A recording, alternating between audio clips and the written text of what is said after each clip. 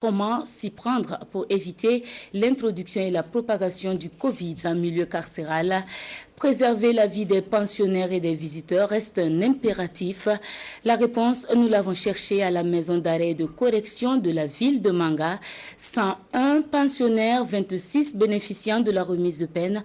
Vous allez le voir, le dispositif va des mesures les plus allégées aux plus lourdes comme l'interdiction des visites.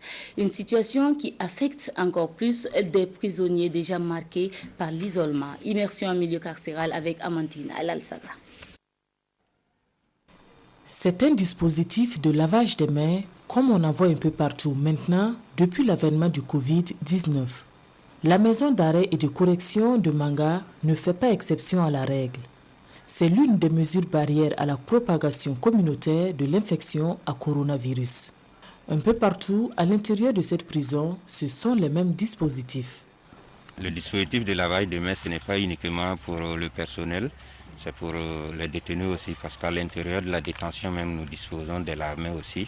Voilà, et nous leur avons expliqué le bienfait de ces lave-mains. Le matériel n'est pas suffisant, parce qu'au départ, on n'avait qu'un seul lave-main. Nous avons en tout cas introduit des demandes d'aide et de soutien aux autorités locales qui ont répondu favorablement. Mais tout compte fait, il nous en manque toujours. Même avant le Covid, on n'avait pas le matériel, mais quand même on leur dotait en savon quand il y a la disponibilité, pour leur propriété, l'hygiène. Les cellules sont bien nettoyées. Donc ils ont cette habitude-là. Ce ne sont pas les seules mesures qui sont prises pour endiguer l'épidémie. Il y a le port obligatoire des masques pour tout le personnel, mais aussi et surtout pour tout prisonnier présent dans la cour, comme ici, dans l'atelier de couture, à la cuisine ou encore dans le jardin. L'autre mesure majeure, c'est l'interdiction des visites à la maison d'arrêt et de correction de Manga. Mais toutes ces mesures ne sont pas appliquées sans difficulté. En tout cas, on est surtout pas à l'aise. Surtout que les parents ne viennent plus et que on ne sait pas un jour si ça va venir chez nous aussi. Donc on est extrêmement pas à l'aise. Ils sont stressés. Ils n'ont pas la visite.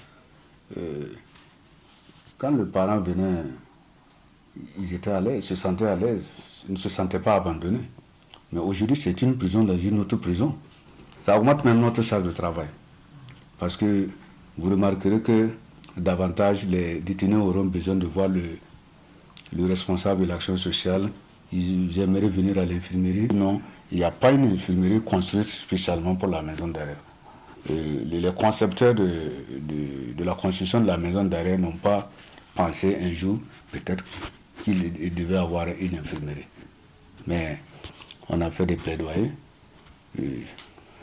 Madame le gouverneur de la région du Centre-Sud nous a promis en tout cas de faire un plaidoyer aussi un peu partout pour que d'ici la fin de 2020, peut-être qu'il y aura quelque chose.